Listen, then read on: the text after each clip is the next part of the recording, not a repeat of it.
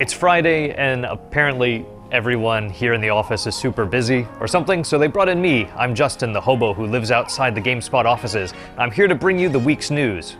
Hobo news. Like peanut butter and chocolate, some things sound weird but actually go really well together, and Blizzard is working to achieve that conflicting awesomeness with its new Overwatch character, the support sniper Ana. Ana is a character who uses her sniper rifle and other abilities to simultaneously heal her teammates and hurt her foes, and she just so happens to be Pharah's mother. She isn't live in the game just yet, but you can try her out for yourself through the public test realm on PC. Her biotic rifle fires long-range darts that restore your allies' health or deal ongoing damage to enemies. In addition to the rifle, Ana has a sleep dart which knocks enemies unconscious. We also learned this week that players can expect some changes to competitive play in Overwatch's near future. There'll soon be a one-hero limit, which will prevent teams from having multiple players using the same hero, and when Season 2 commences, sudden death will be removed in favor of ending a game in a tie.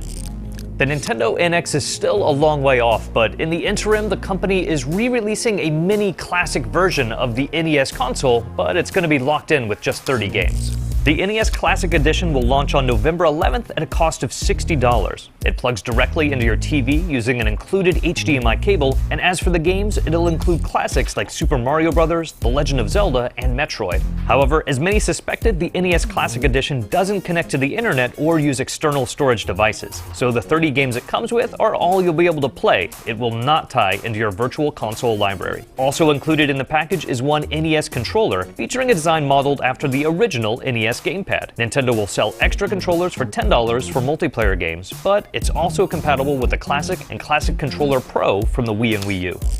If I told you Star Wars Battlefront was finally getting some single-player content, this probably isn't what you'd be expecting.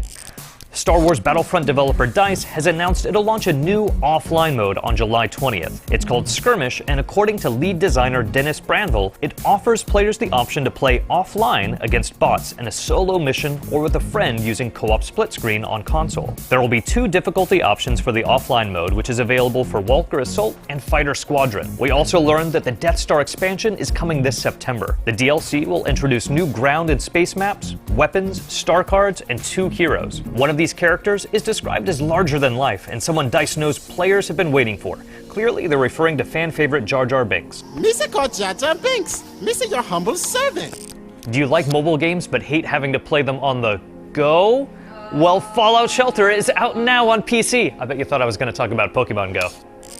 After millions of downloads on iOS and Android, Bethesda's popular mobile game Fallout Shelter spread to PC just this week. If you haven't tried it yet, it's a free game that also offers microtransactions, and it's been a massive hit with some 50 million downloads to date. Fallout Shelter is Bethesda's first mobile game, though they've confirmed that more are on the way. Just how big is No Man's Sky? Well, in 6 gigabytes of data, you'll be able to explore 18 quintillion planets. But the chances that any aliens on those planets will be more attracted to me than Chris Hemsworth? Still zero. That 18 quintillion and 6 gig data was provided by Sean Murray, founder of No Man's Sky developer Hello Games, and he explained that much of that 6 gigs is actually taken up by audio. This is likely achieved thanks to the fact that much of the content in No Man's Sky is procedurally generated, which means there's less space taken up on disk. No Man's Sky has passed certification in Europe, the United States, and Asia, and it's scheduled to launch on August 9th in North America, followed by August 10th in Europe and August 12th in the UK. Additionally, the studio is already busy on Update 1 for the space exploration game, but details on what it'll include have not yet been discussed. But it'll probably be space. And that's it. I promise next week we'll be back to our actually talented hosts, and I'll be taken back to the windowless basement office where I usually work. Have a good weekend.